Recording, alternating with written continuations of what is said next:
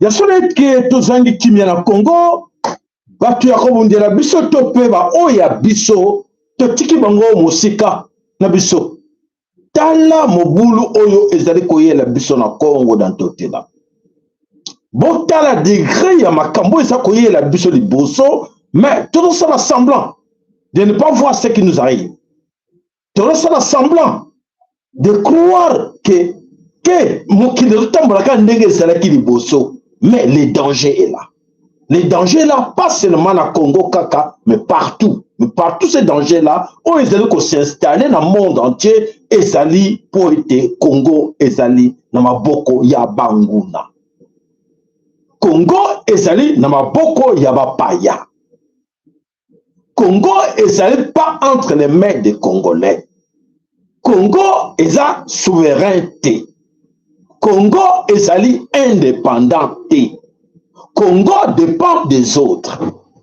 C'est ce qui se passe aujourd'hui dans le Congo. Voilà kanda ya bankoko ya biso. Ya tata nzambi. Bongo tulendo. Tata oyaza kotomboka. E bankoko ba mingi ba oyo makila na bango sopana kipona ekolo Congo. Oyo plus de 20 millions de Congolais. Oh, makila na bango sopami pona Congo. Makila waniza kotoka. Makila ezo déclaré vengeance. Makila ezo senga vengeance. Et voilà, vengeance ya makila o etangi ne bele na Congo e bandi komona na mokili mobimbake ya solo boye bakufaki injustement, boye bakufaki ba innocent, makila na bango e bandi ko venger. Ya auto bengi karma. Oui, exactement, le karma est là. Et qu'on pardonne. C'est karma autant que monde que le monde bouge. Et aujourd'hui, les Rwandais ne pensaient pas qu'on allait arriver là. Ils étaient trop sirdés. Trop sirdés. Point. Alors, bande comme dans ce mekolo, Congo pesano matondo, nata pongo lendo. Kalunga matondo. Tata kimbangu dantumu no matondo. Mama kipa mfita ndona matondo. Mutampadi matondo. Bankaka matondo. Nkaka kukumpemba matondo. Yena yakako matsa. Yaye kaka kukumpemba matondo. Voilà ndeko bana somekolo Congo matondo na bakoko na biso banso ya solo teba o babundela kipe Congo. Baze belé. O balingaki te lelo balingaki te que mopaya adondwa monguna moumbu baumbu baya kodondwa na kati na biso tokomi besclave ya baumbu na biso ba oyo bayaki na Congo koluka kolia bayaki na Congo koluka kobombana bazwi Congo en otage et bakomi ko diriger Congo pona nini pote ngana yo tozaki na kati na bobungi ngana tozaki présidente e bandela ki wapi e bandela ki kaka na je oyo ya mindele oyo ba créer ki ba paya wana o ba sala ki bango na kati na laboratoire na bango e ba tiaki bango na Congo biso to lobi te to yokeli bango bolanda biso to lobi te bato ba yeli biso la démocratie, bato ba yeli biso la vérité, bato ba yeli biso religion, bato ba yeli biso politique, balingi biso. Qu'est-ce qu'on doit faire? Il faut les obéir. T'obéis ça. Sous ordre na bango. Ba comme ça biso esclave, ba balu si sens ya masolo. Ba kolombo ko esclave. Ba comme ko dépendre na ba étranger wana ba paya. O ba bengi ba tuti. O ba bengi empire imatuti ba juile devant ba piki banguna ya Congo banguna ba banda bane po ya bankoko na biso o ba créer ki bango histoire que nous allons mettre une histoire à votre disposition. Il faut écouter que vous êtes originaire de cette terre-là qu'on appelle Congo. Ba créer bango mensonge ou bwenge. Balobi, boye bakake, les mines du roi Salomon est au Congo. Bino Congo, ça va descendant, il y a des juifs. Bino ba vrai, donc histoire montée, donc ba cause histoire. Comme vous avez descendant la biso ba juif, ba Sion, là vous partez, vous tenir langage wana, que vous êtes là chez vous parce que ba pouya ba mine ya roi Salomon, oyo eza na Congo, oyo atikaki Salomon azawe ya biso ba juif, te kolanda yango akebisaki biso ba convaincre na l'écriture que ba mine wana eza na kati na Congo, atikaki wana kati na Kivu, c'est notre droit. Wana baluba nani wana batuti nani apesi bango histoire wana le kuta mensonge. Les occidentaux et les juifs, les faux juifs usurpateurs bapesi bango histoire bonjour histoire ya bino. Voilà bande comme nini o eza ko la kati na Congo balobisi bango que votre terre promise c'est là, il faut bobunde lango jusqu'à ce que vous gagnez Terwana. Et sans oublier que bango babunda na bankoko na biso balonga bangote pour cette terre-là. Oya Kivu. Bandeko, vous avez des enfants, je pense que vous traduire en mona bana na bino ce que moi je suis en train de vous raconter là comme histoire, ce qui s'est passé. Mindele, les Allemands, les Belges, les Américains, ils ont tout fait pour balkaniser le Congo avant même l'indépendance du Congo. Après la conférence de Berlin.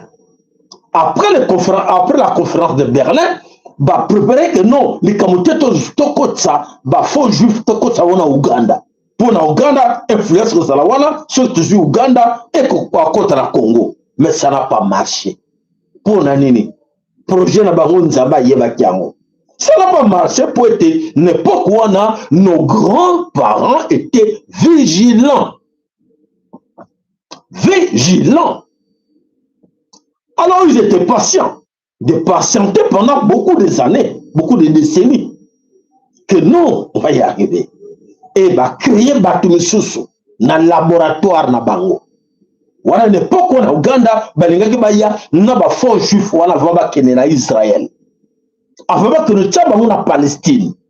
Et c'est là qui balingaki ba tchabango na Ouganda pour être baba nous babundela déjà Congo à l'époque. Mais ils ont échoué. Alors, comment ces gens-là ont essayé de réussir de nouveau suite à nos comportements? Comportement na biso trahison. Comportement na biso ya trahison. Yo mukolo mboka. Étranger, réfugié pour notre sens, il y a bien que l'on peut maintenant comprendre. Réfugié, oyaye, pardon, réfugié, oyaye na mboka na bino, le ko la ba Congolais, ba ye na Belgique, ba ke na Angola, ba réfugié, et ba lui que te ma belo ya biso. Ma belo ya biso, ba ke histoire que non, ma belo ya biso. Et en complicité avec les autochtones, les Congolais du souche, Pessi Mbongo, sa déclaration, on a l'Obango. Oh oui, à l'époque, on a vécu avec ces gens-là, ils étaient ici, on vivait avec eux, je connais bien les parents de tel monsieur, de Vital Kamere, de tel. Allez, histoire de commune, il y a solo. À cause de vous, ben à Congo, vous créez comme si histoire le couteau à solo. On vous a acheté, moyennant l'argent, des miettes. Alors nous voici là, inconsciemment, on a vendu nos terres. Inconsciemment, on a fait massacrer nos chefs coutumiers. Inconsciemment, on a vendu nos enfants. Aujourd'hui, on ne sait pas, Batouana va préparer, celle va plan nyonso. Ceux qui t'attaquent, ceux qui vont cocoter, soki tata kimbangu dans tungu na te o bino boyinaka o bomona keka sala carrière bomona ko ba référence na kati na ba Bible cherchons la Bible comment kite comment ba exista kite le kuta ba ko soki kimbangu exista ki ba comment na Bible mais tu dois être malade mon frère tu dois être malade pour le kolobake munguna yaki na une bonne guerre ayelango pour affaiblir bino moralement, affaiblir bino mentalement, affaiblir bino physiquement. Et bon, quand c'est que moutona est pas moto la bino mboka depuis ba koko na bino avant religion et ya na mabele à Kachopa na mabele Afrique bitumbe salaka ya ko bundela mabele bakade ka ba foto no moto la bato na mabele na baningo balbaka l'Afrique sans les Africains boyoka ngote que l'Afrique c'est un paradis. Il faut tout faire pour chasser ces Africains-là. Ils ne méritent pas l'Afrique. Cohabitons avec vous. Nous allons rester très bien. D'ailleurs, regarde, nous sommes des croyants.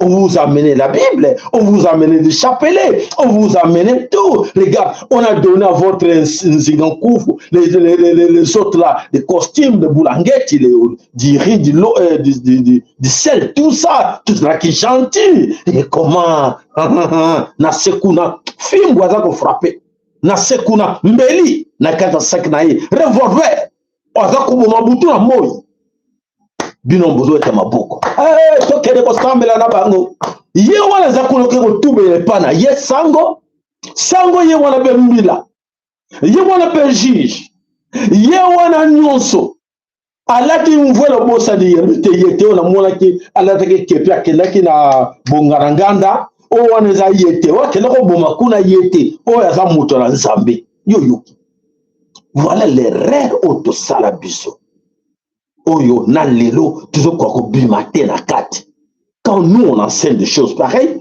on essaie quand même de récupérer les gens au bazar qui sous-informés oh bah yeba ki ba yibi makambo te tout ça koloba qui écoutez mes frères ça a été comme ça vous savez pourquoi ba boma ki mama ki pa vita banani ba boma ki mama ki pa vita andona c'était des frères jésuites banani ba pédophile bango yango oyo esika famille Emmanuel Macron auta ba frères jésuites babengo bango frère jésuite bango pana bango oh pédé eza bango ko botama et pana bango eza homosexualité eza na bango na kata makila mama yaki kuna kombatwa nzambe basango babebisa bana mibali boni les autres frères venant d'Italie na 4 coins na Belgique 4 coins ba ya na Afrique oui makamba sala biso bakanga bato batate bele minoko bakoko ebele bakanga bango minoko soko mekoloba nzambe oprimir yo aboti mama moko na kwa kuna mama wana aboti mwana milate anabeza miracle nzambe yoko bakaki non nzambe mutambo asali miracle ngana boti mundele na boti meti nzoka te bango basali biso ma baby mais oh ma bebe basali biso boyebi yango te ba mama boyebi yango te ba papa mais pour le ni boza toujours kokwa ya kaka na libulu na piège oya bango tout ça kotuna bon toko lemba pe bino te tokei wapi to lakisa bino bokasi ya tata nzambe oyo azali kosala kati na biso pe alemi biso talobi boza bana na ngai bozali bana na ngai na kati na Congo ata mibale kati na bino ata 10 ata 1000 ya pamba oyo ya bino oyo baza kondimela nga naza na kati na bino et voilà aza na kati na biso aza kosala makamusi oyo bato ebele baza koyeba teke tata abandonne biso te aza kosala makamusi oyo eza kokamusa mokili ke bato tofeblisaki bango tokomisaki bango bazoba tobeke même soso aleki bango na mayele baplan basalaki ezalaki même soso aleka biso na mayele et beaucoup parmi nous basoso baleki bango na mayele banyama baleki bango na mayele mpo balinganaka te soso akolinga bana na ye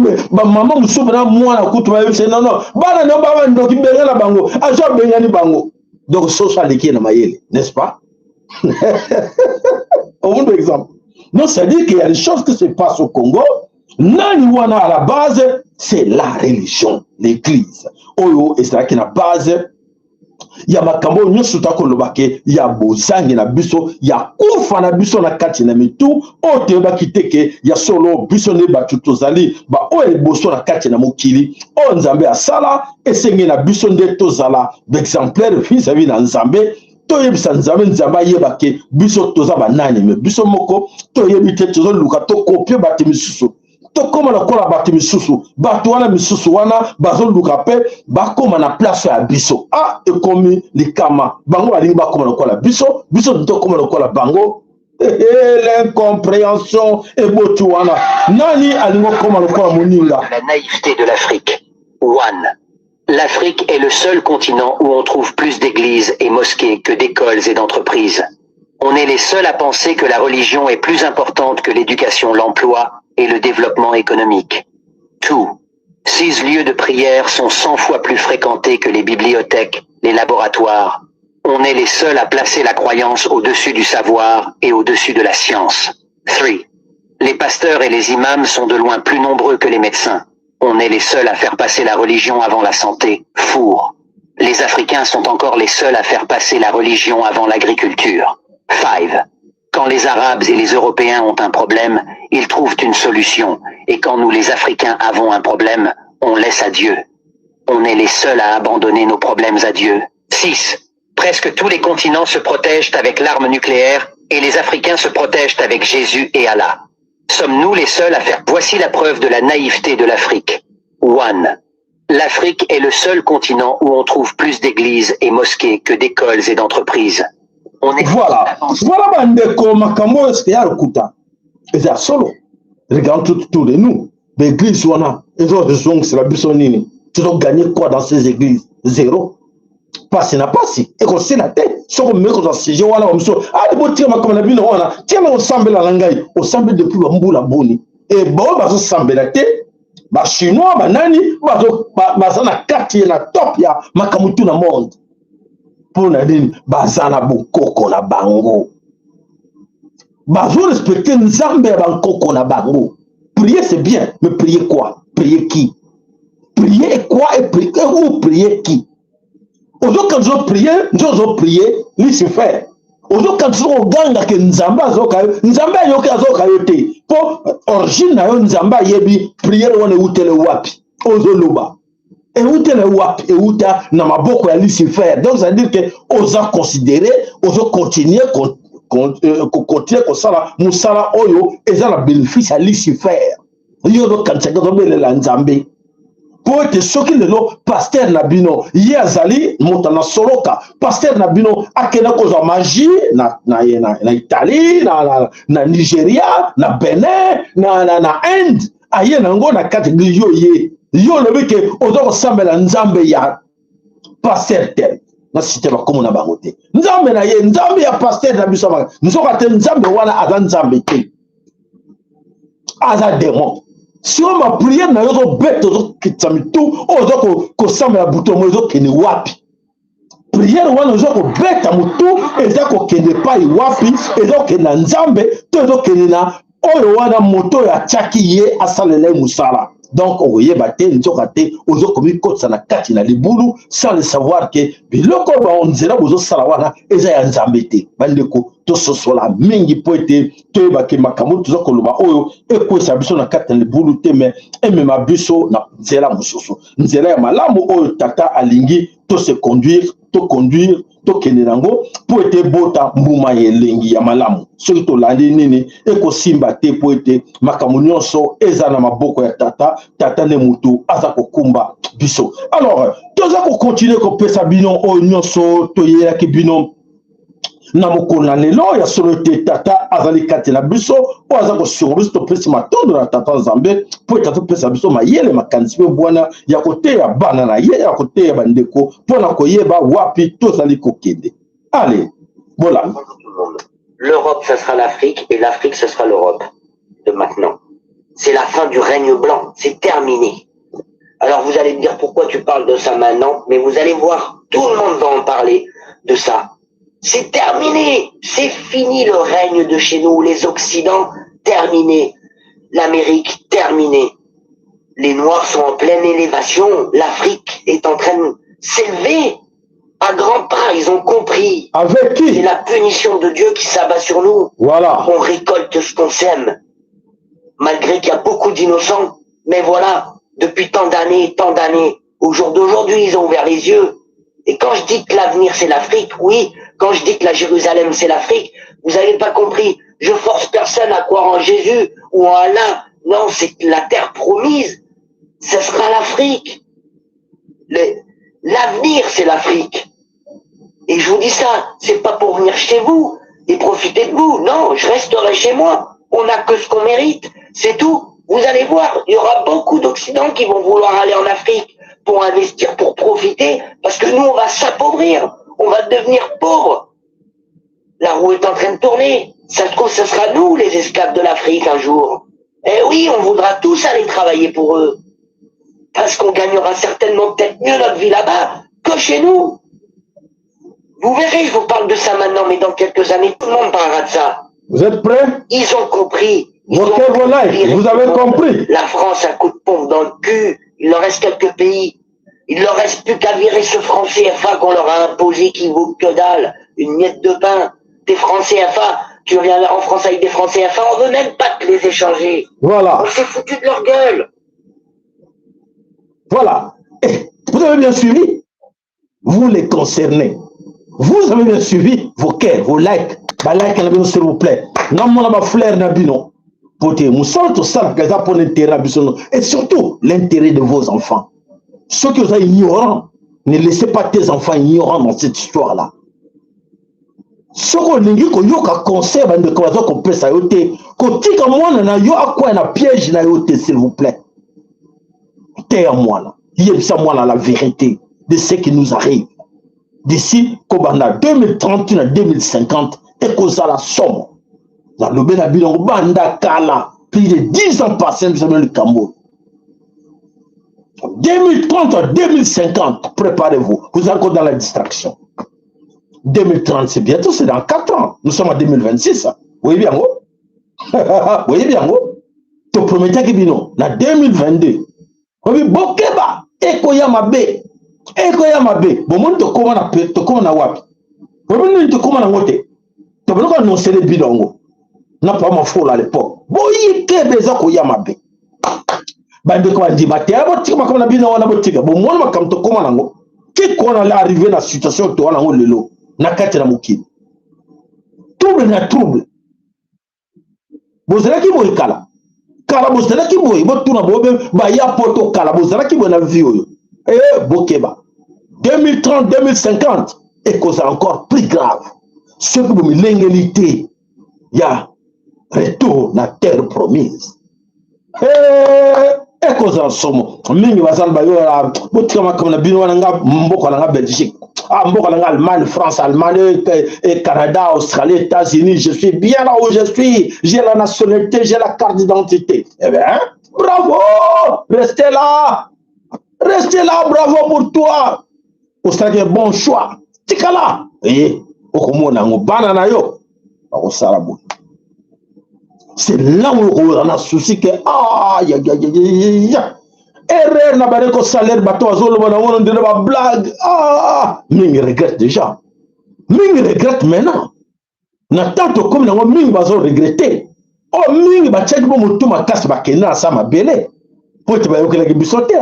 Et to betambela ke bokeba et là on les akoya et là ko zakoya na ndima ke boto passer n'importe ya covid muta ndima kazate to passer nango batepele bakenda ba sacrifice ba boma na nko na boyebi yango te ba boma na nko o to za koloba bomo na ngondele maseki ba tuti bandima ki biso te to no finga biso awa ba ya ka soko finga awa ba ya ka finga ba ya soko finga awa.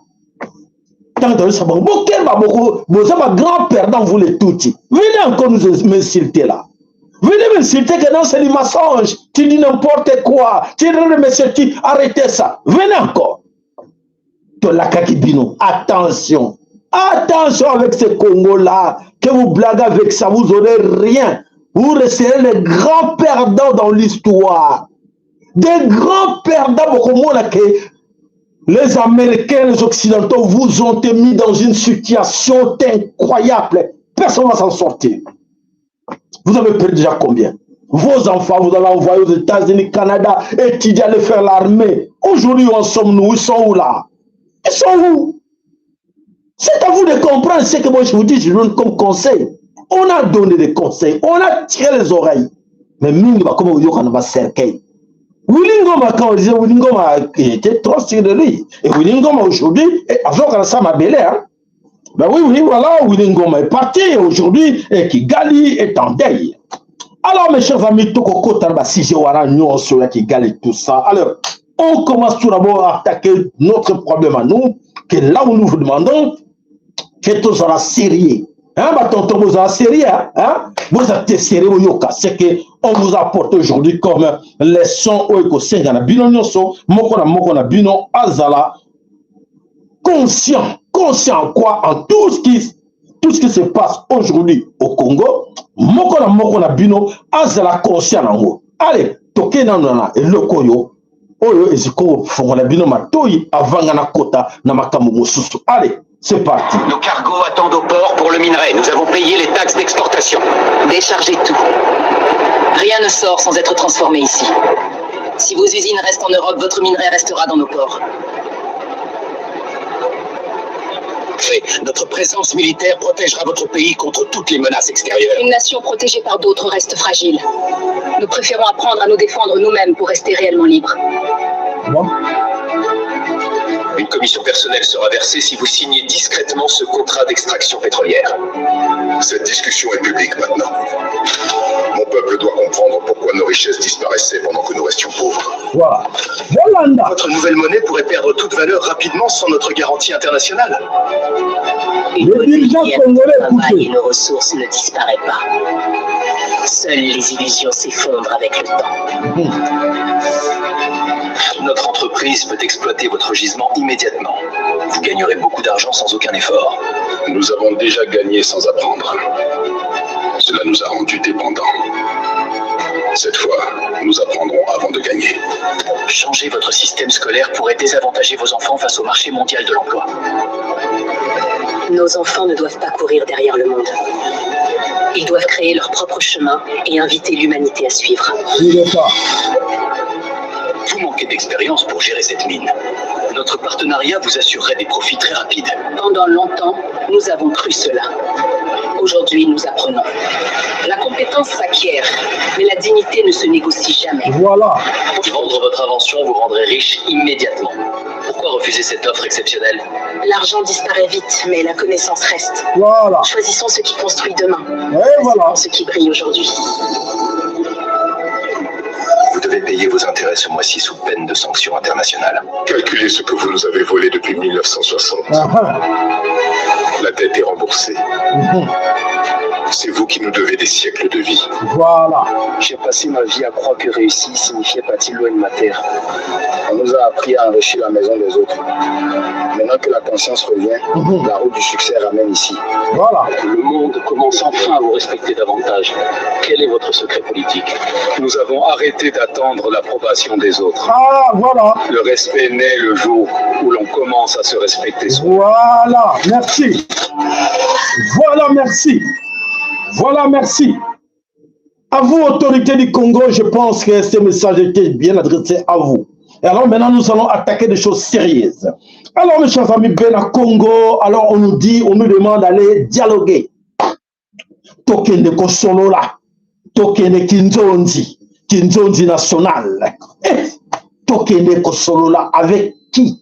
Là, c'est la grande question qu'on va essayer d'éclairer aux Congolais qui ne comprennent pas encore. Ils nous demandent d'aller, qui nous demande, tout d'abord il faut recommencer par là, qui nous demande, qui nous exige d'aller dialoguer et dialoguer avec qui, pour l'intérêt de qui? Les dialogues.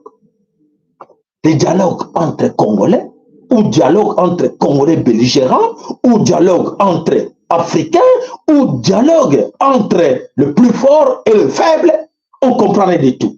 Est-ce que vous pouvez encore nous expliquer Ce dialogue qu'il nous demande d'aller dialoguer à l'extérieur du Congo, ça servira à quoi? Ça, c'est la grande question que nous voulons vraiment chercher à comprendre nous tous. Basengi na biso tokende Kinzonzi. Alors tokende na Kinzonzi national. Alors Kinzonzi national, o biso tozoko benga Kinzonzi ezali entre B na Congo. Le Congo appartient aux Congolais. Le Congo n'est pas des territoires à négocier avec les autres. Le Congo n'est pas un endroit à vendre. Donc c'est à nous d'être conscients que qui nous demande, posons des questions, il nous demande d'aller négocier avec les belligérants pour l'intérêt des belligérants ou pour notre intérêt à nous. Est-ce que vous comprenez ça, mes chers? Est-ce que vous comprenez ça? Basengi Busso, Basengi Nanani. La France est à la tête, les États-Unis à la tête, l'Allemagne, la Belgique, les Occidentaux en général, ils sont pour le dialogue. Et c'est la 40e fois que nous allons aller dialoguer avec ces gens-là. Et pour l'intérêt des Congolais ou pour l'intérêt de l'Afrique. Quel est ce pays-là du monde, comment on appelle ça encore, la Russie et l'Ukraine se battent aujourd'hui. Tout mis à la carte en Ukraine. Mais ces gens sont incapables de venir imposer aux Russes, comme aux Ukrainiens, d'aller dialoguer. Et d'aller dialoguer quelque part d'autre. Dialoguer pour l'intérêt de qui? Et nous, ce qu'il y a des agendas cachés. Agenda caché aux colonisateurs et impérialistes, nuire Congo. Pour le nuire Congo, il faut continuer à le faire dialoguer, à infiltrer les militaires, les autres, na kati na armée na bango, na institution na bango. C'est ça le système. Après, tout ce qu'on a vécu là, on a vécu, on a vu, autant de généraux, on va na kati armée, on va au service de Rwanda. Et comment biso ba Congolais te kondimake? Oui, on nous demande d'aller négocier. Il faut négocier. Négocier, oui. Aller dialoguer, oui. Mais avec qui? Si on nous demandait d'aller dialoguer entre nous Congolais, que non, revoyez entre vous, on a Katanda, on a Bino, Binama, Salte, la famille, regroupez-vous, vous à la Kati, Botuna. Et bon, pourquoi les autres sont dans l'opposition? Pourquoi les autres sont dans les prisons? Pourquoi les autres sont dans les Makala? Pourquoi les autres, le Koulou ne sont pas là? Et pourquoi? Là, c'est bien encore. Mais pourquoi ils nous demandent d'aller négocier avec le M23, le M23 et AFC qui parlent qui dans Rwanda? Et les gens se préparent pour gagner. Pour gagner, pendant ce temps, on va dialoguer le pays, et nous sommes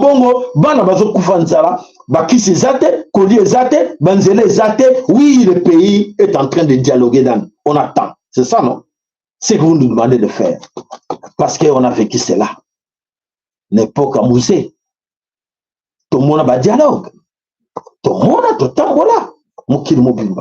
Et les résultats, c'est quoi? Toujours un résultat, rien. Alors nous, on dit non au dialogue. Oui au Kinzonzi national, les comités termes que Kinzonzi, comme Bisso, tout va autour d'une table, tout le monde. Bon, nous allons parler. Ah, il a eu salut Bisso Mabé pendant tout ce temps-là. Banani Banguna Bakotre Mukolonini, Bakote la Kindegenini, tout le canal Bangunango, Baza Wapi, Yondeko, Yozana capacité à Lukabango, Yondeko Zana capacité à Salabo, Yondeko Zana capacité à Koba, Yozoko Simba Mai, Yoko Simba Nino, pour te nettoyer Ndako, Binamubo nettoyer Ndako. Bon, nettoyer sur Ndako, oh, il a salité. Il y a Bisso, mais là, va pas. Torsionnez, s'il vous plaît. Bakera ba like la bino ba fina ka biso pona boza ki diba bozo tchaba like te e sala biso mabe so ba fini wa le comme ça tokoi. Donc voilà ba ndeko ba na sobe Congo, c'est bien bon de nous demander ya ko limbi sala. C'est bien bon de nous demander non to va autour d'une table tout sur la pour banana nzambe ba linga ka ko solo la. Bana nzambe ba yina na kate, bana nzambe ba boma na kate, ba vanda ko autour d'une table solo. Ndekwa o serenga mabe, ndekwa yo seraki boy, ndekwa yo boy, bon to limbi sio to tongo to sokola ndako to vanda. Mais pas à l'étranger. Le Mumba Lobango, pas à l'étranger. Voilà ben de combat dans ce Bena Congo. À l'intérieur du Congo, il faut et il faut écouter tout le monde. Oyo, ben à Congo, bazali kolela aujourd'hui côté ba condition ba coût social non so ezako simbate makabezo marché mabe alors zo senga na biso to vanda ben à Congo to dialoguer to solo la to ba ndenge nini to koko kamba mboka la biso et non avec des étrangers to lobby NON non to boy yango. Alors, il y a dans le mbango pour être ngonga na biso ko kende actualité ezali mingi. Toke wapi toke na Day National. Day National eza wapi pour les kameza ko ningisa bato Day National o eza na kati na Kigali. Kigali en day. Et les tout Rwandais o ba yaki na ubwenge ba bomba ki. Ba ba ko bomba ba non to bomba ngo. Mais comme par hasard, allez, va du comme il m'a moi ba bomba ezateke bakufeli batu ya minene batu ebele bakufi batu ebele bakufa ba bomba ba corna bango ba bomba pour combien de temps ba kanza ba bomba pour combien de temps et le voilà la grande confusion moi ba bomba pour longtemps exact et maintenant il faut ba corps wana nyoso il faut ebima alors comme ba corps wana se communiquer ebima et comme grand problème na kati na mokili comme ko tala mais ba kufa ki kamba to pour ndengeni ba bruit à gauche à droite que oui batu basili et batu wana nyoso donc bazako kufa ndengeni. Alors, tokena na dossier munene oyo na kalisi makamoza leka ki na Kigali ba de kebela ngaba yeba la suite ya rencontre oyo leka ki na kati na Kigali entre Rwanda Israël na États-Unis d'Amérique. Et les cas qui n'ont expliqué bino yango nyonso. Alors, voilà ba de kobana sommet Congo tout d'abord c'est grand mensonge ou bwenge oyo vérité et mimi. Tous les officiers militaires oyo na Kavumu oyo bakufa na Kavumu babomba ki bakor na bango et maintenant moi ba bomba ngo ezate ba bani ko bimisa bango sala bango. Donc voilà bimisango état-major il y a M23 AFC bazana honte lelo ya koloba la vérité ba bomba yango pendant longtemps soni eleki bango bazobate ba ndenge nini et moi ba bomba ngo mingezate lelo et comme ba bimisa vérité. Donc voilà Wilingoma Sultani Makenga et plusieurs généraux ba kufa déjà depuis janvier et lelo ne sibino ke ba comme ça la théâtre pour ba bimisa ba corps ya batowana nyonso oyo ba kufa. Alors eleka ki ndenge nini toke wapi na kati na mboka tout d'abord Goma oyo sika matanga oyo baza kolela nani colonel colonel qui ça on appelle mutango nani Willy Ngoma na kati na Goma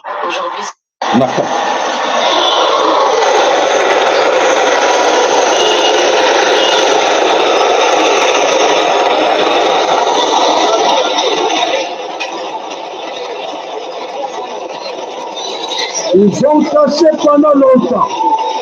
Et voilà. Mais nous, on va chercher la lutte pour Kawana. Par erreur, nous, on va chercher dans la Congo. Dans la Congo, on va chercher le Monyango. Et le Kira le Monyango.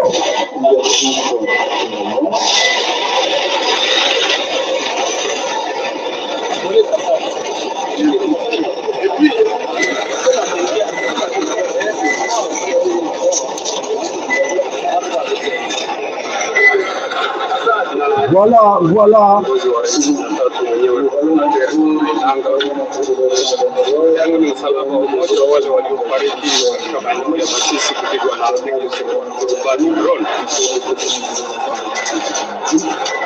Nous aussi l'objectif de ce petit moment de l'Alliance Congo Mouvement d'Indépendance.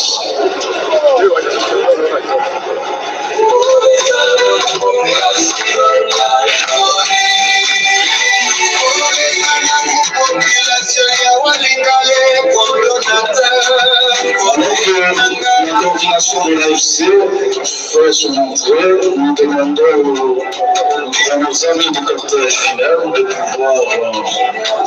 Donc, malgré Bango, Baza a choisi le Baza de Bandi pour dire que Yasono va éviter les prochains et Kozalabanani. eza na kati ya problème.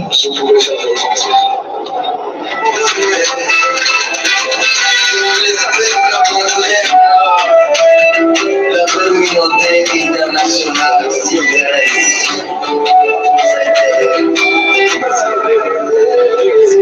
Voilà le cercueil. Voilà le cercueil.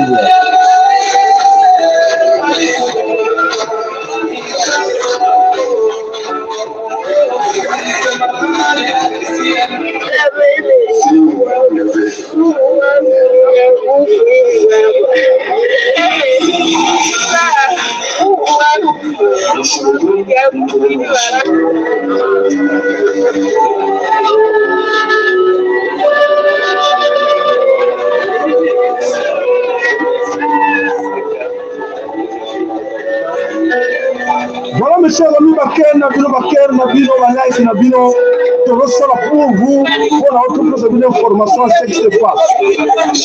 Vos cœurs, s'il vous plaît.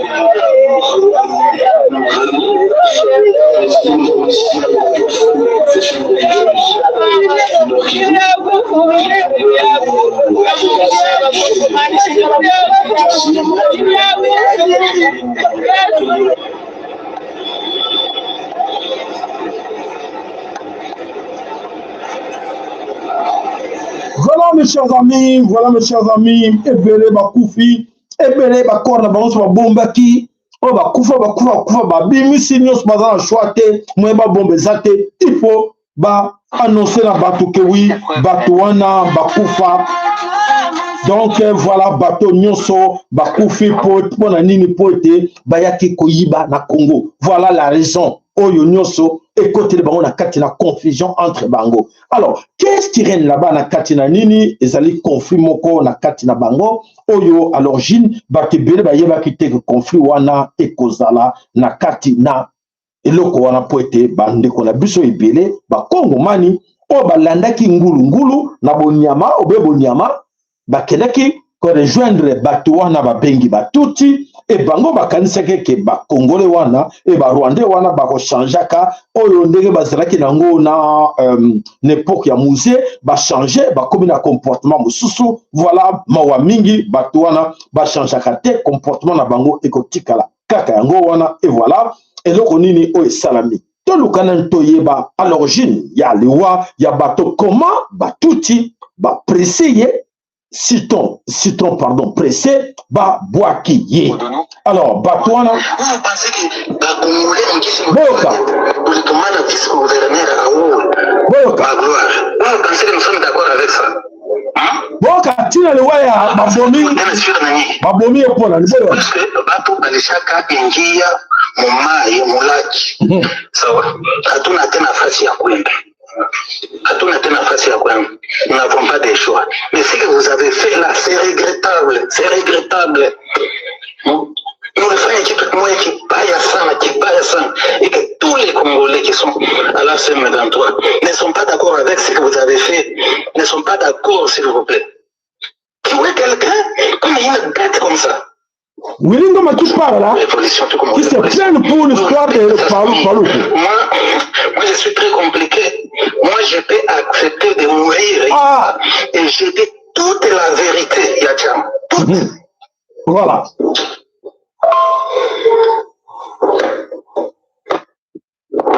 Alors, je pense que vous l'avez bien écouté.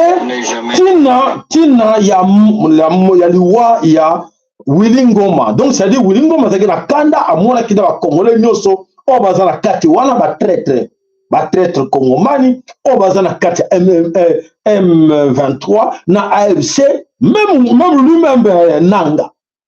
À ce point que va liquida qui parle quoi. Alors, comme tension matériel makasi, balobi maintenant la sabiso que va yebi ma solo, allez, il faut les exécuter. Voilà, Wilingoma, baboma qui est déjà depuis janvier, mais maintenant Lukaba, ndenge nini pote, ba annoncer les biso, ndenge nini Wilingoma a kofinzo kate et y a déjà plan oyo bango ba préparer qui déjà pour nako exécuter Willy Ngoma. Et Willy Ngoma est parti. Alors, Willy Ngoma babomi s'il y a accueilli, alors on a quand même cause mais dossier est comme il est belé. Qu'est-ce qui se passe na kati na Rwanda? Badei ezali ya à gauche à droite, badei ezali baza kolela na kati na Kigali, oyo baza kolela na Goma, misusu ba cercle ebele et traverser déjà Kigali, oyo baza kolela po ete ya solo bayeba kiteke e nini liwa ekozala ekolanda bango. Rwanda en deuil. Matanga na Rwanda.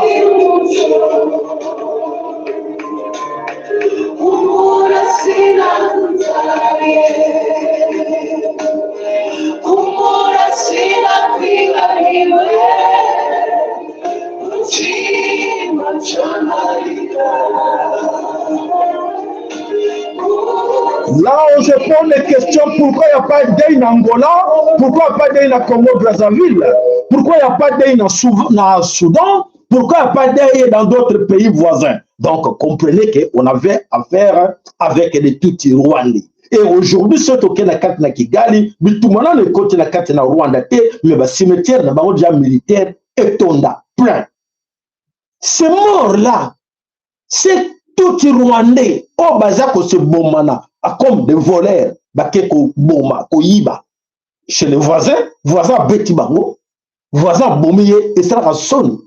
C'est la honte de voir que non, mais ces gens-là, comment ils se laissent, ils perdent leur vie là-bas? Non, ici, ils étaient là-bas pour aller voler. Ah, papa, donc, Sony, moyen à côté ça, la déine, na clair exalté. Voilà la raison. Oh, comment bomba, depuis ça, Sony n'a pas que non. Na comment que non, Lucanin. Oh, donc, elle a pas Kolanda, Lukaba, Milia roi Salomon. Oh, et bon, Milia roi Salomon, où est-ce un problème là, na carte la Bible, et ça, bino. Et c'est que le nom de la Rombitumba. Et comme problème. Voilà la situation qui se passe là, na Katina Mboka Kigali. Donc Kigali est en deuil. Mabitumba, Makambo, il y a Batozo Kofa na Congo, et ça ne va pas se passer, mais deuil, et ça na Congo, mais à Kigali. Et mais on se pose les questions là, on va une fois encore revenir dans cette histoire-là, il y a deuil. Pour le aujourd'hui en Europe, en Allemagne, en Belgique, en Angleterre, aux États-Unis d'Amérique, il n'y a pas de deuil. Il n'y a pas de deuil. Deuil exacté. Vous, Congolais, vous, Africains, pourquoi il n'y a pas de deuil en France, aux États-Unis, Canada? Parce que besoin de l'Ukaba minéraux voilà, pour les satisfaire. Ces minéraux-là que vous cherchez au Congo pour satisfaire les Occidentaux, qui sont des grands gagnants dans cette histoire-là? Ce sont les Occidentaux. Je vous le disais tout le temps. Attention, vous êtes des grands perdants. Vos enfants vont rester orphelins. Est-ce que vos enfants-là, aucun blanc descendant en Afrique, au Rwanda ou quelque part, vous dire, ah, où sont les enfants de Willy Ngoma? Ils sont où? Parce qu'il a travaillé pour nous. Il a été là-bas, on l'a tué parce qu'il volait pour nous. Aucun Français ou Américain ou Allemand va descendre au Congo pour aller chercher ou au Rwanda ou quelque part en Afrique pour aller chercher l'enfant de quelqu'un, les orphelins là. C'est fini. Des orphelins à cause d'égoïsme des parents voleurs qui veulent tout gagner, opportunistes. Que balingrate ba yoka kuna que non comme moi vous allez en bongo comme kuna mbongo et oui on va vous donner des armes. Ah bon, pour faire quoi? Non, pour aller tuer les autres là parce qu'ils nous embêtent. Nous on a besoin de minéraux, ils ne veulent pas nous donner. Ah bon, allez, nous moi je suis prêt, hein? Moi je suis prêt, je vais partir. Okokufa otikabana na yo à cause d'ango.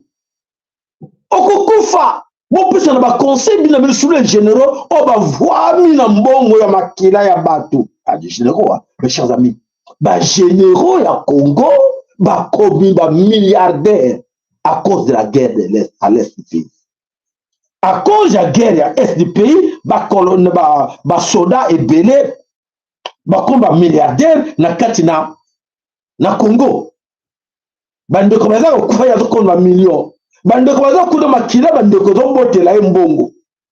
Et zo botela mbongo. Alors, karma comme je vous dis tout le temps, karma, vous allez payer. Donc, ce qu'il faut payer pour battre, nous sommes combattre à cause de vous. Et à cause de vous, vous allez payer ça. Et alors, de l'autre côté, Toyoki, information, c'est à prendre avec beaucoup de réserves. Dans le but que dans le bango qui est 100% vrai. Mais tous bango avec des réserves. Le but que naliwa wana oya kavumu Hippolyte Kanambe alias Joseph Kabila était là-dedans. Yepe Akufa. Yepe Akufa et na moment oyo ba brouillé eza ko circuler que bato famille na yenyoso o bazala Tanzanie bango nyonso bakiti na Afrique du Sud matanga bake matanga po ba bien belé ya Kabila eza na Afrique du Sud atana ba bien na Tanzanie ana donc c'est-à-dire que mbongo ya Congo mbongo donc Congo eza mboka bazoba mboka ya bazoba moko na mokila na mona ke vous êtes là avec des bibles tellement étrangers ba yé avec des bottes comme un milliardaire. Bango nyonso ba milliardaire. Et vous êtes là seulement quémander autour de vos clients là. Et comment on appelle encore de fidèles. Oh, vous pouvez savoir, bon, tcha côté ça. Bah, zango wapi ba maléré, ba zana mbongo te. Yo ça au service de ces ministres, le service ya ba konjamboka. Mais yo senga sou o tungsa susu ba petit peu ba côté mbongo pona yo. Ils ont passé mingi na mawa. Alors, tokei na no to tie la bino image to la na biso moko toeba eninkoloba nini. Vous voyez tout ça, en réalité, qu'est-ce qui se passe avec Kabila? Les images que vous êtes en train de suivre, les alliés Mituna, Yamanike. Alors, je reviens sur les informations qui ont circulé depuis un certain moment et aussi presque ma confirmation, il y a un témoignage aujourd'hui. Avant d'appeler cette proposition dans le point de vue, sur la situation, l'éclairage. Suivez d'abord ça, j'interprète pour vous. Voilà. Mon Tanzanie peut passer un message pour eux, Azali na kati ya Tanzania, Azali voisin, il connaît a famille la place, famille ya Kabila, la battement chez Azali. Voilà.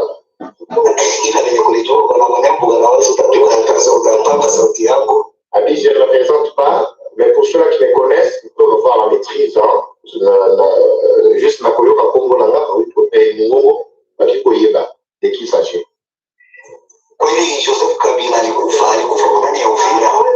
Huko Dar es Salaam, hapa Dar es Salaam kwa nyumba yake kulikuwa dada yake hapa Dar es Salaam. Nazali ko expliquer la midi na message oboyoki ke Kabila akufa kati ya Uvira, selon yeye na kati ya Dar es Salaam na Tanzania, place Azwani. Abi ezana bandako ya Joseph Kabila oyo ezawana pena tata mwasi na ye moko azana kama nikapekazi hapa kuna etage yake nyumba 6 ziko hapa ndani ezali na bandako na ye ezali 6 ici kaoena na Tanzania na kapekazi Dar es Salaam. Voilà. Dada yake bote wanatoka wanaenda Afrique du Sud kutulio bote. Voilà, ces grandes sœurs, oui, ils sont partis de la Tanzanie tous vers l'Afrique du Sud. Na Santon, c'est le quartier où Kabila femme amie en Afrique du Sud. Le Kabila est ancien président Jacob Zuma, Oyo est abondé qui plutôt abondé qui a distraire le bilan dans le dialogue. Suivez bien jusqu'à la fin. C'est non Bango. Kabila ikatika vipande vitatu. Photo wana bacheka ka pomo mona keza famille na imba bolanda makambo. Botala photo te bolanda makambo. Mais qui se sont réfugiés dans la Tanzanie. Les Tutsis tanzaniens, comme je vous ai toujours expliqué, il y a des Tutsis kenyans, des Tutsis tanzaniens, des Tutsis rwandais, ougandais. Mais bakela kiwa na kati ya Tanzania, baza na kati ya Tanzania, mais balongo wana bakela Afrique du Sud. Selon Yé, le message Boyoki Kabila, selon Yé, je suis en train d'éclairer un peu, selon Yé, message Bobaloki au Kabila Koufi vraiment Katani en 3 morceaux. Hapa Dar es Salaam atanalikape kazi kao aliondoka aliacha ndugu yake wote walikuwa hapa na dada kwa tumbo moja na wale wenyewe walikuwa hapa bajira bakafanyile kwa hoteli yake wote wanatoka kama Afrique du Sud kukilio. Alodi aparo batikali bazaki na kati ya Tanzania esika ya toki manda na baga na batanyisa na nyonso bakei baza wapi na Afrique du Sud. Moto ko pesa biso message kwa baza na kati ya Tanzania. Hiyo ndio habari ndio kukilio wanaenda ukilio wote. Alodi oyo nde sango oyo apesi biso ndenge bazona bango nyonso bakei wapi na kati ya matanga na Afrique du Sud. Balitoka Dar es Salaam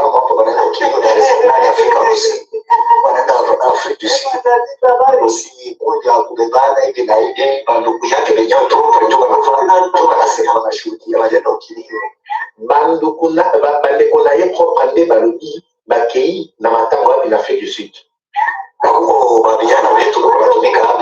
Voilà bandeko bana some kolo Congo ya solete bato yo na moni ndeko musa komi wana pour distraire les autres que photo ya katolobe ki bien eza photo ba cheka po ete ba laksa bolanda makambu oyo baza koloba ba image bele ezalaka ba photo ezala biloko mo akala mais bolanda audio oyo ndeko wana azali koloba ya solo azali na kati na Dar es Salaam et ya solo bato bakendaka na Dar es Salaam ba yebike Hippolyte Kanambe alias Kabila azala ba bien ebele na kati ya Dar es Salaam o ayebike Kabila azalaki mutulokola za en fait rwandais mais akola asala na kati ya Dar es Salaam comme taximan boyebi même fille na mingi apasa na kati ya Dar es Salaam alors makamuna epe mingi ma bien na mingi eza na kati ya Dar es Salaam et voilà yangwana ndeko na lobike non oyo nazolo sabino pote ngana za bato ba yebi bino wana moto azo bakambo ya solo pote a remarqué bango bazo loba teme bazo bouger mingi ale bazo bima bakei wa bango tout omoni na tambe ba travailleur bananu ba yebi déjà kona ke patron kufi ba nustu bazala kana muburu et bango nustu baké matanga na Afrique du Sud. Voilà l'information autoji pona Hippolyte Kanambe oyo nini e sali na ke lelo dei na ye ezala kuna na kati na mboka Afrique du Sud.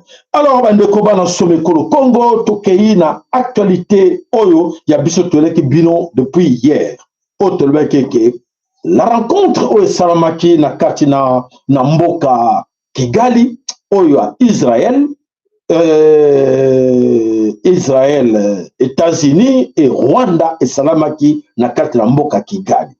Tobaki ke ezalaki rencontre moko stratégique oyo ezalaki en huis clos et batebele kaka journal wana ba israélien moti bemisi secret wana mais bandeko bazali na kati na Dar es Salaam oyo ba yebi makambo ebele ele kaka mingi na kati na mboka na biso na Dar es Salaam makambo ezali mingi ben former ngai balobini. Alors rencontre wana o salamaki na kati nini ezalaki rencontre moko préparée par ba juif ba israélien pour la nini ba israélien ba préféraki ba kutana na ba américain pour voir que les États-Unis est dirigé na ba juif. État profond, la plupart ce sont des juifs. Maboko Basimbi, état profond. C'est vous voyez bakamote. Bon, alors, ba décidaki ba kutana na kati na mboka Kigali. Raison, il y a rencontre na bango topé agenda o topé nini cahier de charge oyo ba keneki nango ezalaki ni. Ba zongele histoire oyo bandela bango ya obwenge. Nenge seki bino oyo makambo ya ba mille ya roi Salomon. O ba loba ba bota histoire ba to bimisala bango histoire wana ezali ba faux juif ba sioniste comme ba pesa bango histoire wana esengi na bango ba bundelela bango pote ba jula bango espace mabele terre promise na kati na Congo. Voilà l'objectif. Ba kendeki pote ba meka kotala boyebi pour votre information bazala ba base militaire mibale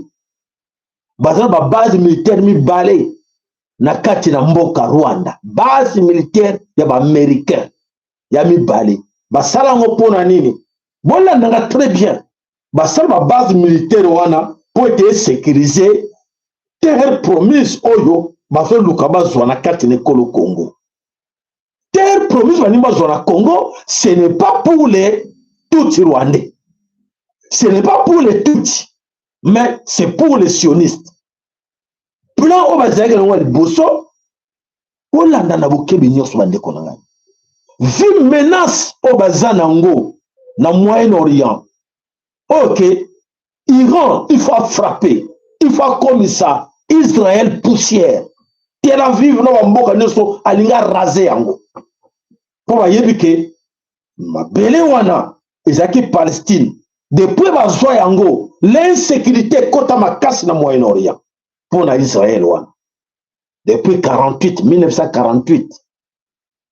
Alors, baza prière non, il faut accélérer. Voilà la réunion où basala qui kuna balobi ba yé ko accélérer plan na bango oyo cahier de charge ba remettre pa ba Rwandais pour être ba accélérer guerre na kati na Congo et bazwa étendue nyonso tout wana ba sécuriser ngo à partir de la base militaire oyo ba américain.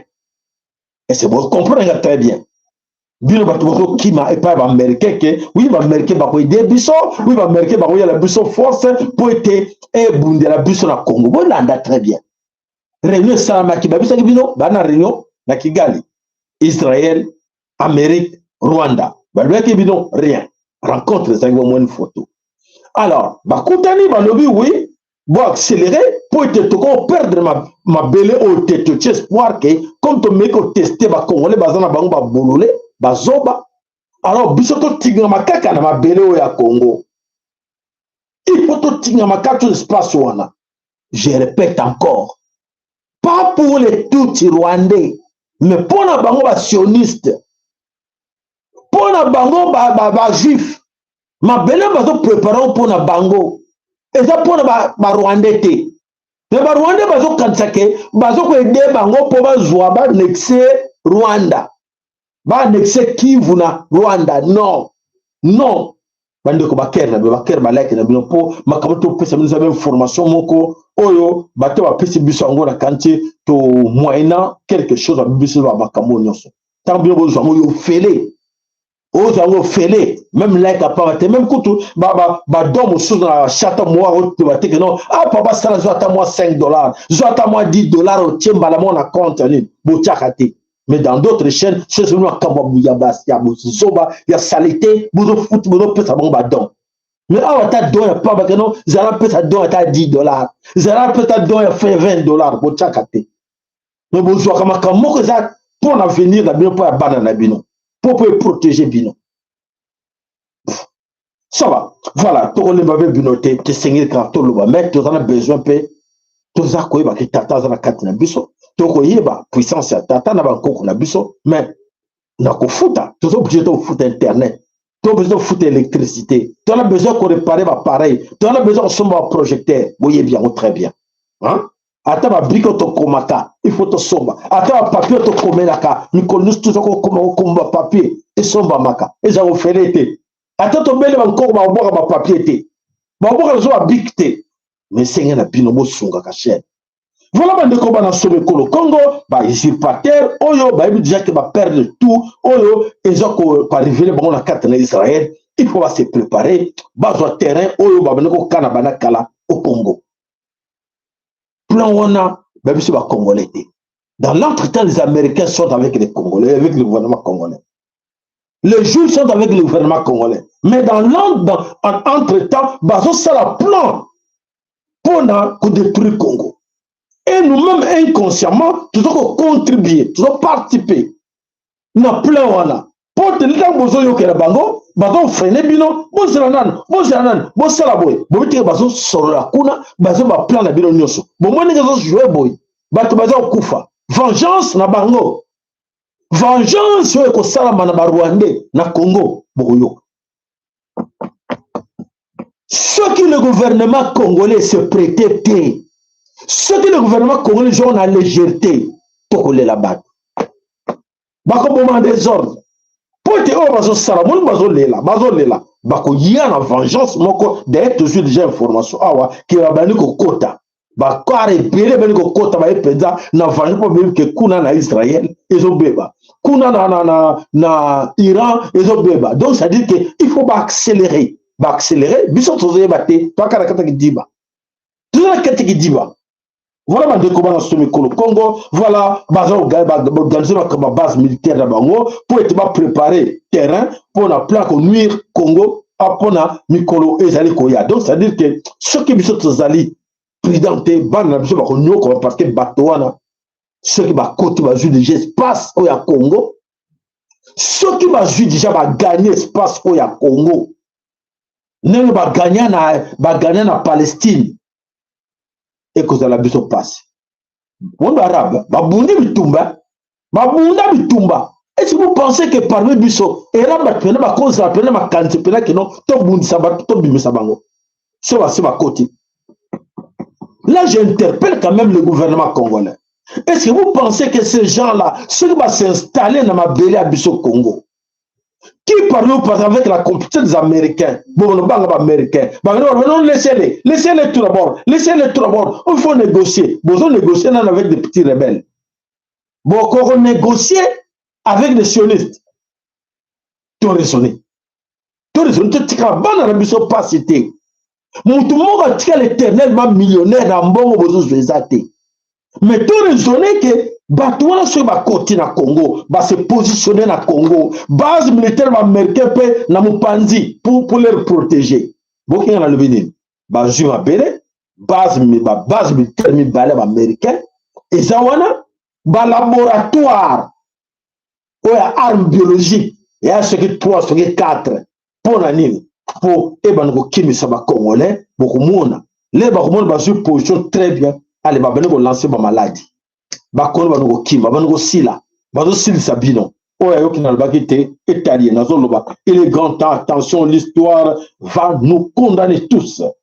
Alors, histoire est que condamner, biso surtout, bino ba non, bozo mona on a légèreté ou bozo yeba, bozo s'assemble à l'ango. Voilà la rencontre où il y a Kigali, voilà objectif dans les cahiers de charges où il sioniste, au tout type été, pour na baba, ban tout le lot, bazaka na kachako la la pongi, ou bazo distraire bango. Bazo salama kamumo susu, na police, et bazo distraire bino autre chose. Et alors, à la fin des comptes, Bisso va trouver la perdant parce que Banana Bisso va bundana batouanate. Banana Bisso va bundana batouanate. Vous comprenez ça? Alors, il est grand temps que chacun de vous a mécroyé que Makamo Bassioniste, Bazo 104 Nikolo Congo, et Kozala vraiment Mikolokoya, et Kozala passe mingi pour être bandé belé. Bazako Tchangona no na Bazo mon dit tout ça, tout presque na Bisso ba discours na Bisso pour la distraire bino. Mais de l'autre côté, Makambo Ezako Kene. Suivez-moi comme ça, vous voyez, il y a solo, Baton Bazo se préparer, Bazo Yamabe, Bisso, tout ça, na 4 Bavantu, Bazo Sala Bisso, na théâtre, Bazo Sala Oya Day, tout ça, qui dit bas. Voilà.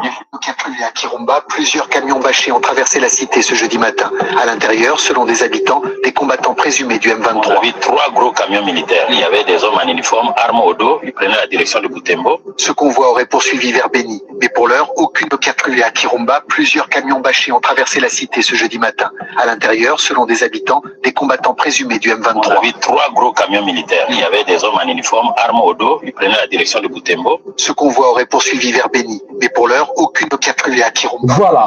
Nakanisi boyoki ango boyoki oyo nyoso ezako lekawana nakanisi boyebi ango ke ezali toza obligé ya koluka ndenge nini ya kozala président na makambo nyonso eza koyela biso liboso bamingi bakanisa yango ezele blague mais eza blague te ya solo toza na bitumba eza koyela biso na kati ya mabele ekolo Congo e biso moko toza kozwa yango nano na légèreté mpo toza na kati kabaka te na badistraction oyo baza kotiela biso. Alors tokeyika toujours na kati na Goma. FARDC recule sur tous les fronts.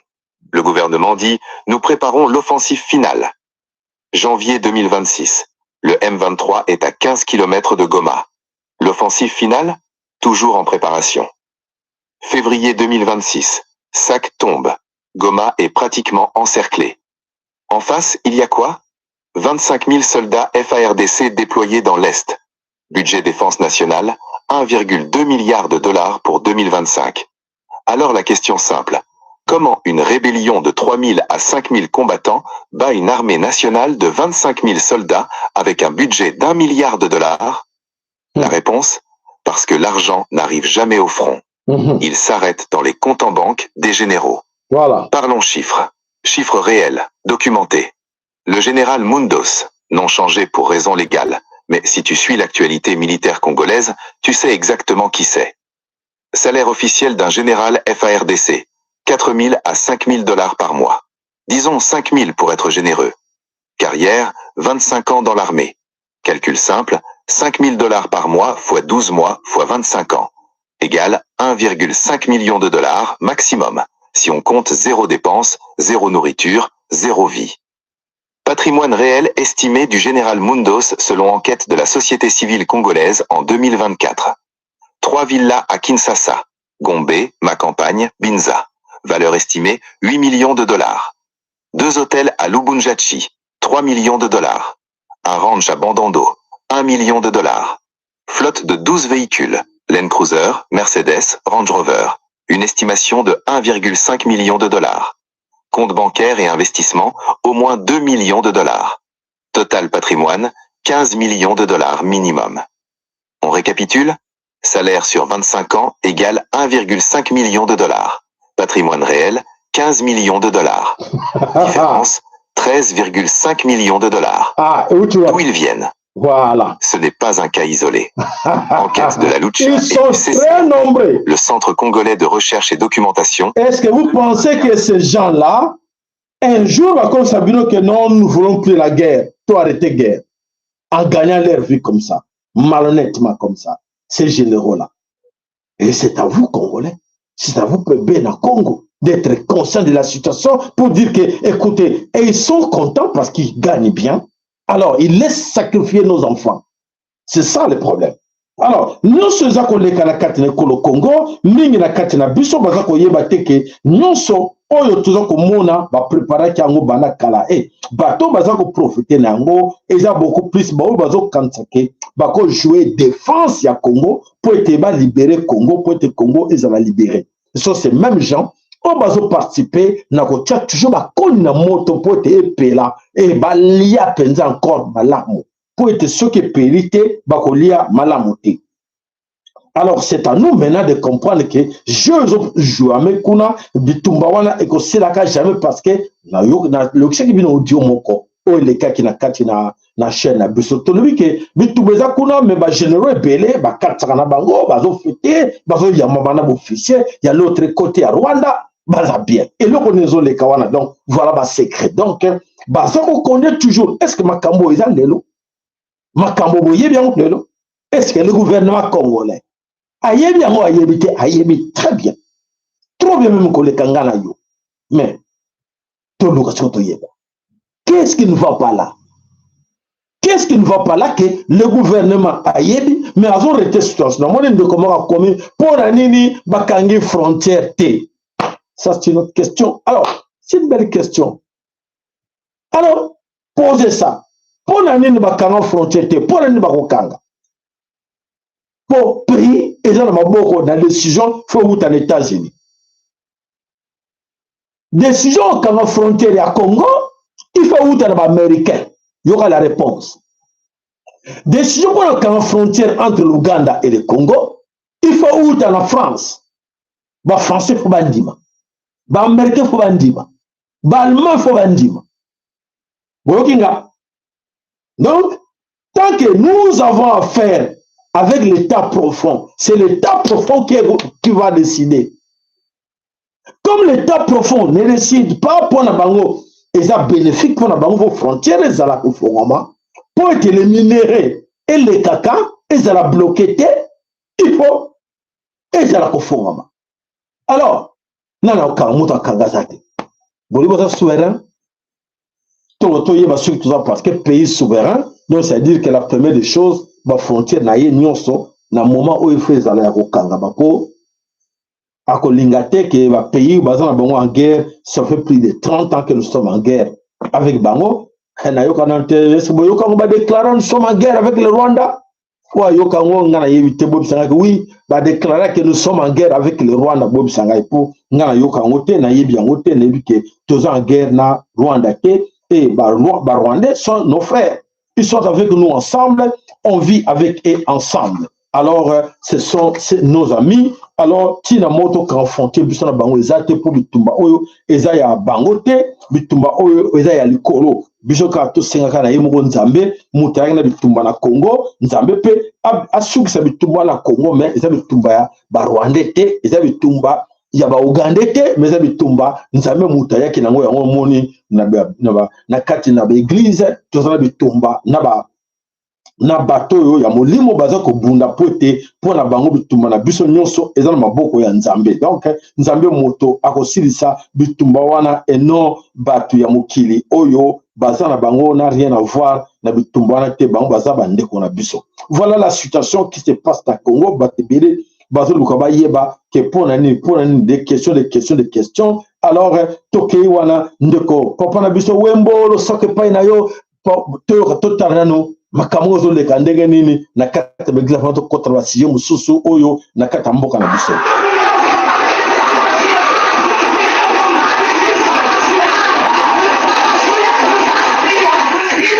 Voilà bitumba toza nango, voilà bitumba toza nango na Satan, toza bitumba na Rwanda te, toza bitumba na Rwanda te, mais to bitumba toza nango na Congo oyo eza na bakongole nyonso yango wana bitumba ekoti bakobunda na Satan ya Rwanda etali bango te, ya Rwanda ya Kivu etali bango te. Il faut kobuka nyonso kobuka. Voilà mes chers amis, l'histoire de Mokili et Kotambola. Alors, bate belé, tout ça, quoi, bate sur bon, allez, tozongi na kati na sujet moko na kati na mboka, na kati na mboka, Bulungu, na kati na sous-région ya Kwilu, na Bandundu. Qu'est-ce qui s'est passé? Passé malheur et Zukuna, bande konabiso, na ba étudiant, élève, pardon, l'école primaire moko, passe l'équipe mingi, ba enseignant ba lobby. L'école oblige aux écoliers d'aller chercher la terre rouge.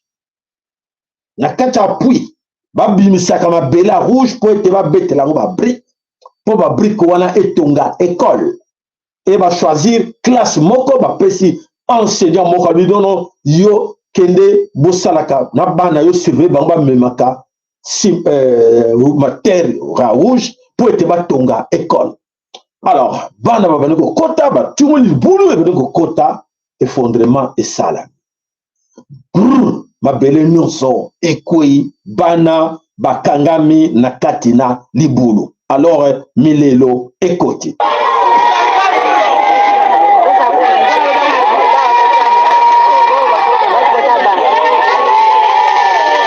Donc là c'est au Congo na kata Bulungu dans les Bandundu.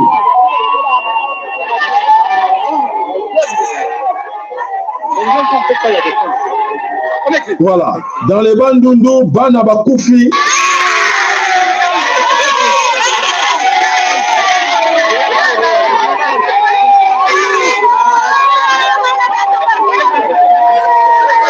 Quatre élèves de l'école primaire.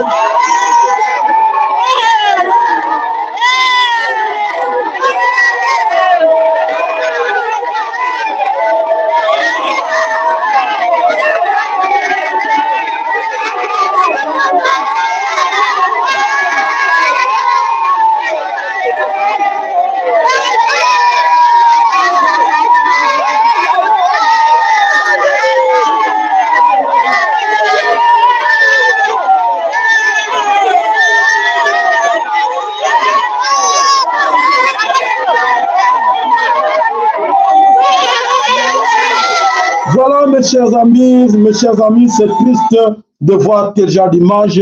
En tout cas, te représenter toujours nos sincères condoléances dans la famille, à Bana Oyo, Bakoufi, pour l'imprudence, il y a professeur na école, Oyo, souhaité que nous ayons ça, Bana T, et voilà, que quand on a 4 le boulot, qu'on dirait qu'on a na 4 la mine, mais Bana, Bakoufi, sur les 4 ou 6, Bakoufi, na katia puis babimisi bango voilà bomoni bakor na bango nyoso yango wana donc mawa mingi na oyo eutro leka na kati na mboka Bulungu bon 8 ne bat bakufi voilà bana bakufi na sous-division ya Bulungu na wiki et na voilà donc mboka on va le oui voilà oui alors école primaire bamso andeko ba yebi to pesa bino comme école primaire Mwensia Nkoshi et donc et 4 donc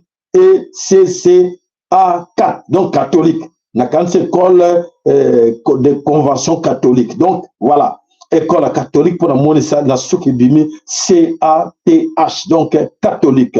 Voilà, Bana Bakoufi Mokolo Yalelo le 25 de 2026 na école primaire wana na katina mboka Bulungu. Voilà bandeko passé na mawa en tout cas mawa mingi na mabota oyo eza touché pona bana na bango bakeko kota ko kangama na bakangami bakufi na kati na libulu. Voilà bandeko bana some kolo Congo matondo mingi na babino nyonso bolandaki biso matondo mingi na ba oyo nyonso bazali vraiment na kati na bobiso o bazo luka présence ya tata po te comme na moment moko ezo yela biso bandeko na ngai nazo répéter tout le temps que to comme na moment ya turbulence plus la turbulence o ezo ko frapper mokili bandeko na kanti boboko mona na bilembo eza susu ya makambo ko lobate ke non tozo mona te bozo kango mokili obimba ezo ko tourner ezo ko ninga na turbulence. Alors il est temps que biso to luka ko kimela to kimela pa nani to kimela toujours et pa ya mokili nani tata mpungu tolendo tata kalunga to belela kai et to luka ka mingi to biso to bisaka bino po bana biso ba tuna ke to kima to sambele pa ya nani to belela tata to belela kene minoko nyonso oye kolo Kongo nzapanza komba akongo mongali mvidi mukulu mungu baba mungu amelele nzambi ga ungu kalunga.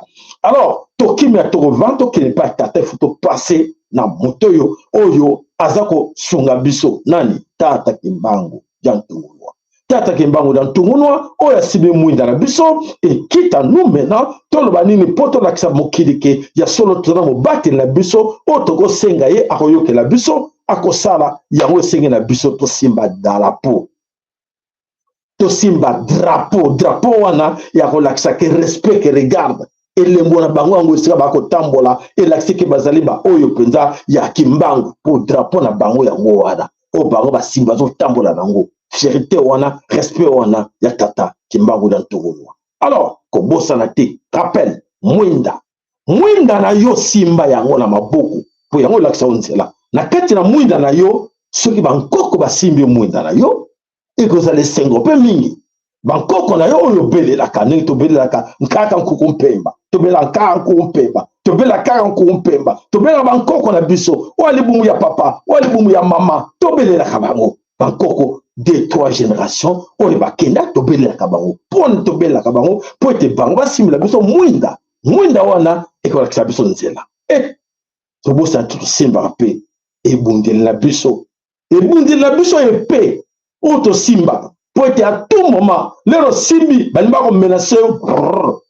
batali non oyo wana akoka ndenge makambo so leka lelo na Congo bana mama Congo babe na Congo bana elonga ezokende na vitesse moko incroyable vitesse eza kozwa makambo oyo na ampleur eza kozwa nakanisi oyo azomona te alingi ngai nalobela ye ekozala mpasi mpo na ye ekozala mpasi mpo na ye mpe mpo na bana na ye po ete vitesse makambo ezokendela eyali sekite ezolia ya makasi alors esenga na biso ozala bien armé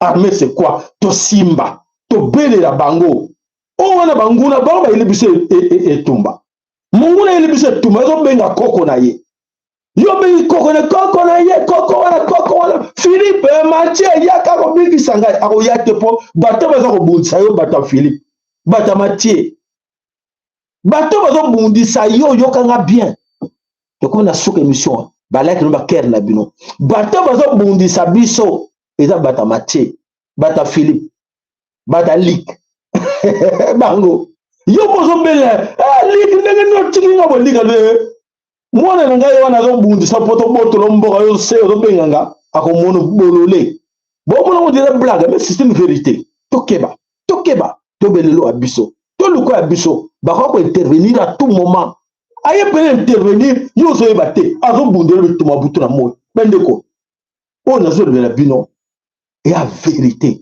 tango koki ntango ifweni eza blague soute toluka tozala na epée toluka tozala na mwinda tozala na drapeau oya biso o kenake no bilembo elakisa peneke no o wana bana na ye bana na emeto no bundisa bango omoni loko simbi na maboko te omoni loko simbi te epe keba ako no yango ekobundela biso epe wana force ya bankoko na biso nalobi teke munyoza simba kan lokola nga te eza mpona moto nyonso te mais na kati na molimo na yo fo ozala na kan wana ya molimo oyo bankoko no bapesi yo yanga bapesi ngi komi eza visible liboso ezalaki invisible bino nyonso tu boluka bozala bakani na bino invisible oyo kobundela bino bituma butu na moi oyo tata lero kobenga tata mpungutu lendo oza wapi tindelanga bakoko na ngai tata yo azobenga bakoko bakoko wana oyo baza pembe na ye okende yoka mwana bino azolela te so yo ozobenga Philippe ozobenga Mathieu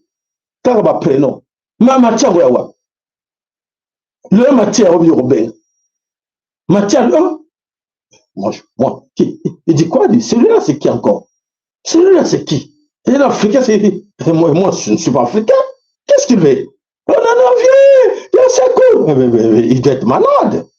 Il doit être malade. Mais c'est la vérité, ce que je vous dis. Mais au monde de notre blague. Mais c'est la vérité. Cachée. Oh, bombe la bino. Ceux qui ont zraki na ngo banda kala. Ne va sakana biso mboule belé oté. Ceux qui vérité to jeu ngo lelo na area verso. To zraki na ngo bien avant. Nde Congo comme boité. Nde Congo ba just comme on déjà chez nous. Ko bonde la biso. Mais il est grand temps. To zongela bobango bakoya ko bonde. Bakoya. Vous avez la force. Je sais que nous sommes capables. Nous sommes capables de l'eau les Américains dehors. Le Français, allez, dégage. Allez, qui encore là? Oh, les Allemands, allez voir, allez, sortez. Tozana, bakoko kabiso sur Tozana Bolingo. Ceux qui Tozana Bolingo entre biso, l'herbe y est pas là. Nous sommes les premiers coloniaux sur Bande Konangai. Bakome pa ya koko wana koko nani koko wembo. Wembo ndenge nini? Ah, koko panzu. Bon, basali ndenge nini? Bake corrompre koko panzu pour être aux États-Unis, pour être yalobela aka kota mobulu et pas ya koko wembo koko panzu lui. Oh, lui c'est mon frère, attention. Hein. Qu'est-ce que vous voulez? Vous me donnez quoi ça? L'épée, vous me donnez quoi? L'arme blanche pour aller l'assassiner. Je ne parle pas. C'est mon frère. Bake pa ya koko wembo. Akene ko bunta papa Willy Sangolo. Papa, lui c'est mon frère, non? Mais comment ça? Bake papa Sangolo. Kena bunta papa Willy Kainga. Ah non, lui c'est... Non. L'air va se retourner. Va comprendre. Va vidéo sur les quatre. Pour qui conscience va Afrique, va le bango. Va sur la vidéo, tout comme conscient. Et vous les comprenez, vous êtes où là? Vous êtes où, à niveau de conscience, là, bino? Yakoye bake oui bo biso bo ngone vidéo na tiel bino yango na tie awa po d'abord yebake toza la conscient to yebake o nyoso bakosa biso na yango na kati na Congo na kati na Afrika et qu'on les calcute bato bakomi nango conscient. Nos cargos attendent au port pour le minerai. Nous avons payé les taxes d'exportation. Déchargez tout. Rien ne sort sans être transformé ici. Voilà. Si vos usines restent en Europe, votre minerai restera dans nos ports. Voilà. Présence militaire protégera votre pays contre toutes les menaces extérieures. Une nation protégée par d'autres reste fragile. Voilà. Nous préférons apprendre à nous défendre nous-mêmes pour rester réellement libres. Voilà. Une commission personnelle sera versée si vous signez discrètement ce contrat d'extraction pétrolière. Ah. Cette discussion est publique maintenant. Voilà. Mon peuple doit comprendre pourquoi nos richesses disparaissaient pendant que voilà, les accords de Doha, les accords de Washington. Une monnaie pourrait perdre toute valeur rapidement sans notre garantie internationale.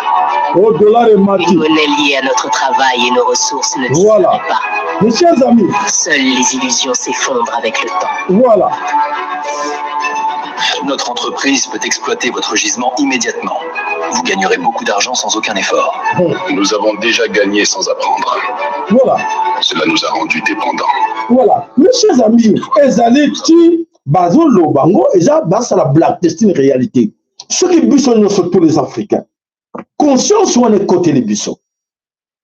Que oui, conscience collective, ça tourne. Ça tourne dans les pays de l'Ouest.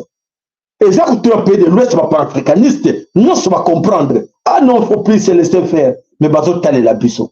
Est-ce que les Congolais comprennent comme nous autres? Est-ce que les Congolais sont prêts de faire ce que nous faisons ici? Ah non, non, ils sont encore sur la prise à opium. Non, ils sont encore dans les églises là. Ils sont encore dans la politique, il y a des Français. Et quand France va les protéger. Ah, ils sont encore derrière les Américains. Laissez-les, laissez-les. Non, non, non, nous on se défend. Pour l'Africain, nous on va comprendre. On va comprendre déjà. Mais puisqu'on a retard. Retard toujours bête. On va mbéri entre biso. Le corps va crabe. Non, allez, viens ici. Non, on a souffert. Il est grand temps, mes frères. Il est grand temps, mes sœurs. Que tout le monde yeba blocage à biso timbo que comme solo Timboka comme mabulu. Timboka ngo tonda mai. Timboka be kole zate. Timboka kaka be église l'équipe mingi. Bo plutôt ezate. Ba médecin bazate. Ya solo bazate. Tout le monde est ponani. Pourquoi sommes-nous arrivés là? Et ben là qui ndegin toko banango ya lelo ke plein des églises même tellement magbe. L'église toni mboka même tellement magbe. Même la carte de bota na yo bato na projet ya bien pour na libota mobimba. Ba lo choba kal. Adinga nga pesa mbongo wala. Nga makamanda ko les ate nga tete. Alingo la na libanda alimite ba pesa. Voilà, matondo pa ina bino, matondo ba ndeko na ngai, matondo pa na papa na biso Willy na kati na Dallas mama na biso Marie, nzamba pambola bino, matondo wana ba ndeko nyonso oyo bazali na motema malamu ya kosunga chaîne na biso, nzamba za kati na bino boni so check ba like, mama na biso lusako na moni wana mama na papa na biso Willy Kayenga na moni wana ba ndeko ebele en tout cas na mama Valentine ozalaki na kati na biso lusako matondo pa na yo. Alors na moni ba komo mususu eleka ki na likolo vraiment en tout cas matondo nzamba za kati na bino tokutani lobi vendredi tolemba te toye penza bolemba ngate ngapona olemba bino te toye penza pote bikola suka yango soki na tiki bino kufa ekangi batebeli na kati na nzoto mais na kotika bino te pote nzambe azongisi nga na ngoni zwa bango benda bango matoi pote moni nzambe a une raison a benda bino matoi bon ce qui se passe bon moni vent on est ningisa comme il y a grave encore et donc ningisa vous a préparé. Je vous prépare pour ça, d'accord? Vous comprenez? Je vous prépare pour ça. Il est grand temps. Na bo bazar na politique, na bo bazar dans les affaires, na bo bazar na kati na Congo, na kati na Europe, partout, na les banda mboka. Il est grand temps de se poser la question. Qu'est-ce que nous devons faire maintenant? Now, tout ça la ligne. Et l'okoni nous enseigne de tout ça. Matondo ba ker na bino, matondo ba like na bino. Alors tokutani lobby tata apambola moko na bino o nyonso ba participer na chaîne na biso ingeta ibobo.